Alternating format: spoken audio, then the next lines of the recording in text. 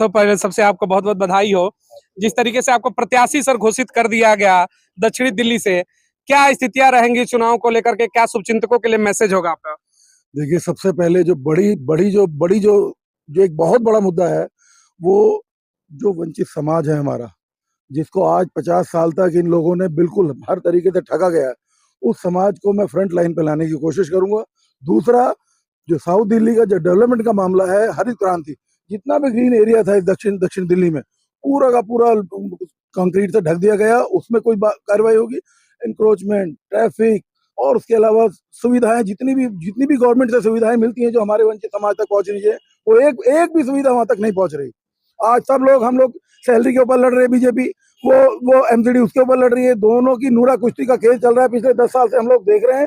अब इसके बाद ये सब चीजें खत्म हो जाएंगी।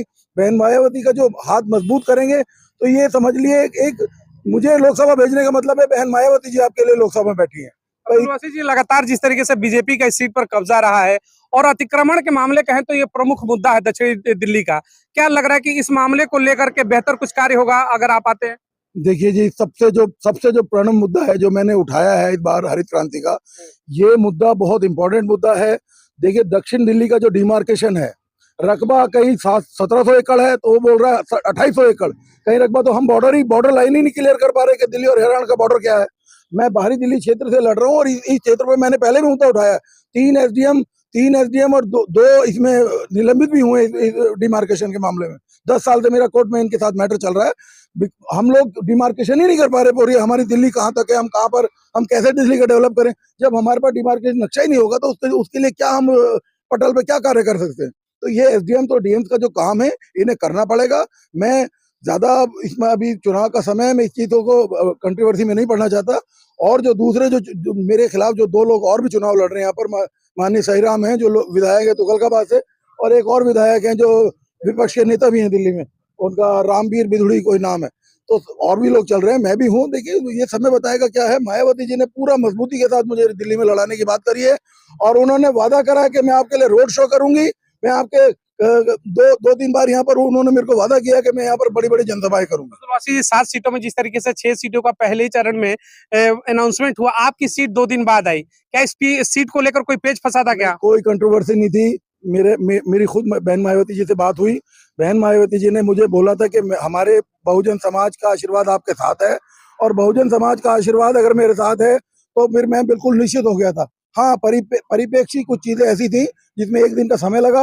अभी मैं 2-3 टीवी चैनल पे बैठा हुआ था, उन्होंने भी यही बात रखी कि भाई अब्दुल बासी की जो सीट है 2 दिन के बाद, तो मुझे बहन मायावती जी का पूरा आशीर्वाद था। मुझे उम्मीद थी कि मैं इस दक्षिण दिल्ली को टिकट भी लाऊंगा और जीत के भी मैडम के हाथ चरणों में जाके सीट रखूंगा। एक आखिरी सवाल होगा, रमेश बुदिड़ी का जो बयान था संसद के अंदर, जिस तरीके से अमर्यादित बयान था अल्पसंख्यक समाज को लेकर के, इस चुनाव में क्या लग रहा है आप भी उसी समाज से मुद्दा होगा वो मामला?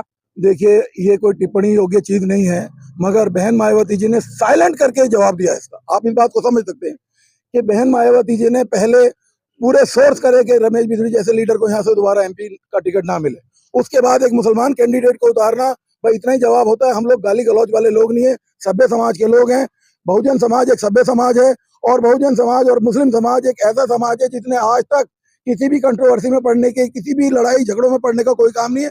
हमारा जवाब देने का तरीका ही दूसरा है। कंट्रोवर्सी का आपको लग रहा है सहानुभूति मिलेगा इस बार?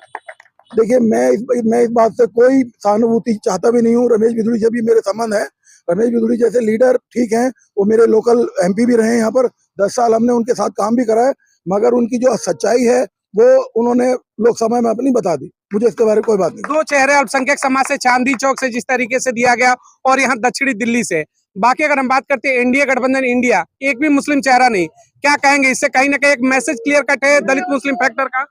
देखिए भाई साहब, ये जिस सीट पे आप खड़े हैं, मेरा कोई मुस्लिम और साहूकार, मैं एक बहुत बड़ी राजनीतिक पार्टी से चुनाव लड़ रहा हूँ। ये कोई मुद्दा ही नहीं बनाना है मैं मुस्लिम्स का। मुस्लिम्स को खुद लगे कि हाँ, ये आदमी ठीक है, कि ये पढ़ा लिखा आदमी है, इंजीनियर है, बहुत वर्किंग करके आया है, स्ट्रगल करके आया है।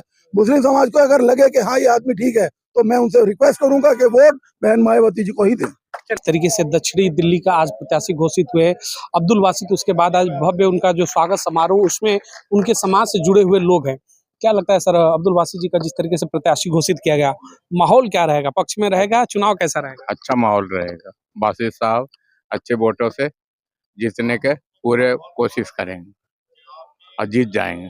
जिस तरीके से मुस्लिम चेहरा दिया गया दक्षिणी दिल्ली में, आपको क्या लग रहा है कि दलित मुस्लिम जो फैक्टर है यहाँ पर 11 लाख वोटों का, वो समीकरण साथ आएगा? बिल्कुल आएगा।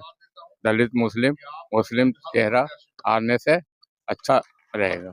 बहन मायावती ने जिस तरीके से चांदनी चौक से भी मुस्लिम चेहरा अब्दुल कलाम को उतारा और दक्षिणी दिल्ली से भी अब्दुल बासित को, क्या लग रहा है मुसलमानों को हुकूमत और भागीदारी बहन मायावती के शासन में ही मिलता है? जी, मुसलमानों के हिम्मत बढ़ती है मायावती के सरकार में और साथ देते हैं सब। आप लोग इस पर मुस्लिम समाज बीएसपी के साथ खुलकर समर्थन कर रहे हैं? बिल्कुल साथ देंगे बीएसपी के साथ। दिल्ली में वोट कर रहे हैं आप लोग? बिल्कुल कर रहे हैं, दिल्ली में वोट करेंगे।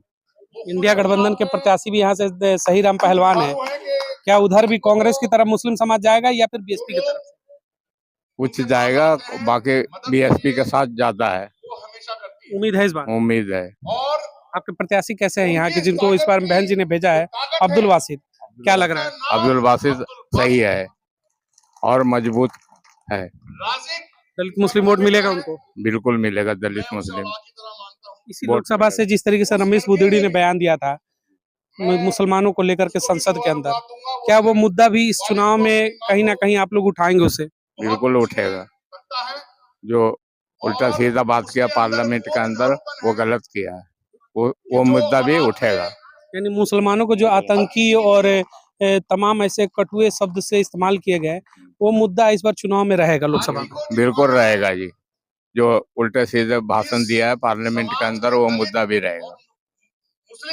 और किन मुद्दों को लेकर आप लोकसभा में चाहेंगे यहाँ पर लड़ना, क्या मुद्दे होंगे आपके? मुद्दा यह है कि हिंदू मुस्लिम करके ये इन लोगों ने बहुत सताया सबको, ये मुद्दा रहेगा। यानी बीएसपी की अगर सरकार आती है, बहन मायावती प्रधानमंत्री बनती है, तो हिंदू मुस्लिम नहीं होगा? बिल्कुल नहीं होगा। बीएसपी का आने के बाद हिंदू मुस्लिम नहीं रहेगा, सबको देख के चलती है मायावती। बहन जी पर भरोसा है आपको? बिल्कुल भरोसा है, भाजपा पे पूरा भरोसा है। प्रधानमंत्री की अगर हम बात करें चेहरे की, तो आपको क्या लगता है कि इंडिया गठबंधन हो या फिर एनडीए, सबसे बढ़िया चेहरा कौन सा होगा? सबसे बढ़िया चेहरा मायावती है इस बार, और उनका जीतना बहुत जरूरी है।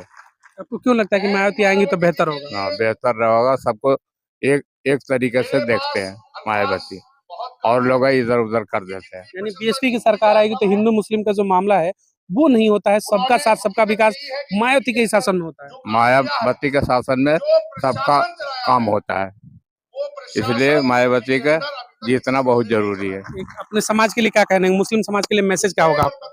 मुस्लिम समाज का यह है कि सब मायावती को वोट दे और फुल बहुमत से इनका सरकार बनाए। कहेंगे सर, आज प्रत्याशी के समय स्वागत समारोह में आप सब थे, क्या रहेगा माहौल, चुनाव निकल रहा है यहाँ से? हाँ, चुनाव निकलेगा और अब्दुल भाई को हम जिता कर छोड़ेंगे, रात दिन एक कर देंगे।